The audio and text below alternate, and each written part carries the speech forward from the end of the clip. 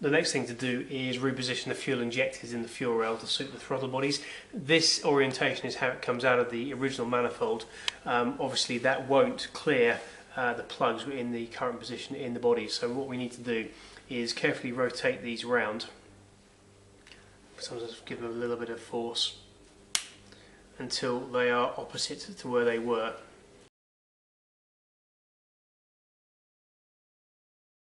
The reason for this is that the injector sprays here obviously need to go either side of the for either side of the valve in the cylinder head, and by doing it in this fashion it lines these up. So if you look in there, there's a little spray pattern. Those need to be perpendicular to the engine. The reason for rotating the injectors is firstly to allow clearance, but by rotating them 180 degrees from their original position, it allows the two spray patterns in the injector to be in the same orientation as they were originally intended in the new throttle bodies. The next section is to put the fuel rail adapter brackets on to the throttle bodies. So you'll need the two brackets with the two M6 lock nuts and the hex bolts. The next thing to do is put the fuel rail adapter brackets onto the throttle bodies. So taking the M6 cap head, we'll pop that in there. Just do it up loosely in the first instance until the fuel rail is on.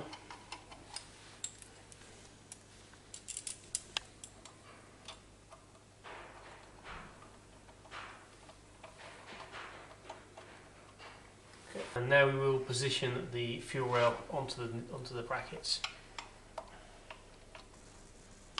We carefully line up the injectors themselves and just push the seals into the bodies themselves, and then put the M6 nylocks onto the brackets. Once everything is seated correctly, you can do everything up tightly. Your injectors or the seals are dry, it's worth popping a little bit of silicone grease onto the injector O-ring before it goes into the throttle bodies. Okay, we're now ready to plug the fuel injectors in. From the original loom, what you'll need to do to do a neat installation of this is take the insulating tape off the shrouding and move this one and this injector wire to the right about an inch or so, and then reposition the insulating tape afterwards. This enables you to pop the injector wires underneath the throttle bodies, and then we can come through the holes between the bodies and plug the injectors in, and this makes it nice and neat.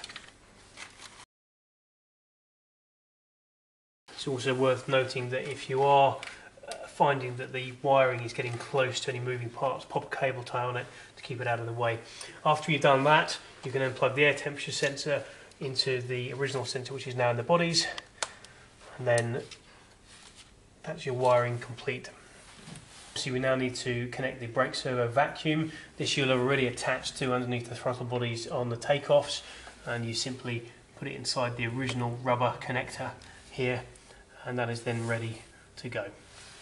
You obviously at this point need to remove the coil pack from the original inlet manifold. So using a 10mm.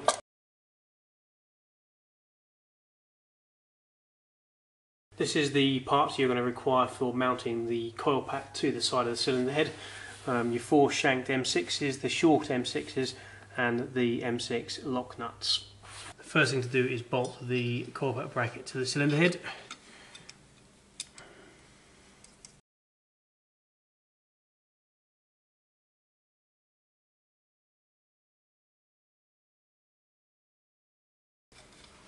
You can do this up straight away using your Allen key. Bolts just need to be nipped in a little bit more, not particularly tight because you're going into soft aluminium. That's ready to receive the coil pack. What I tend to do here is pop the shanked M6s through the coil pack first, then allows you to line those up. Make sure they all go through.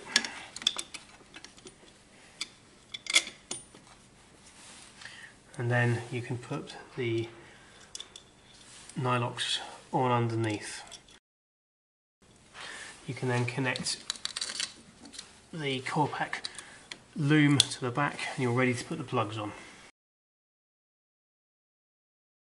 On the Clios as standard, the number one lead is at this end, and this is the longest lead. What we actually need to do for this, because we're positioning the coil pack somewhere else, is swap the leads around. So in fact we need number 1 and number 4 to swap, and then 2 and 3 to swap over. This enables the leads to be a more appropriate length. So we'll pop number 1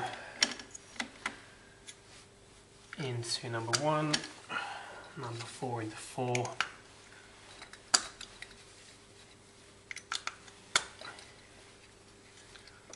and that is your coil pack done.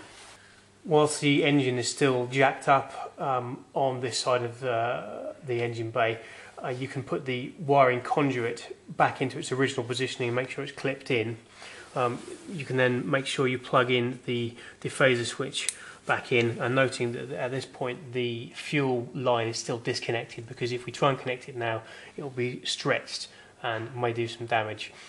We will now put the engine mount back on, and this will allow us to continue. After the kit, you need to plug in the new throttle position sensor to the original loom. We provided you with an appropriate adapter. Now this end here simply plugs into the TPS end, clicks into place, and then the other end goes into the original throttle body wire and then clips together. And apart from positioning the wire somewhere secure and cable tying the excess out of the way, you are then connected.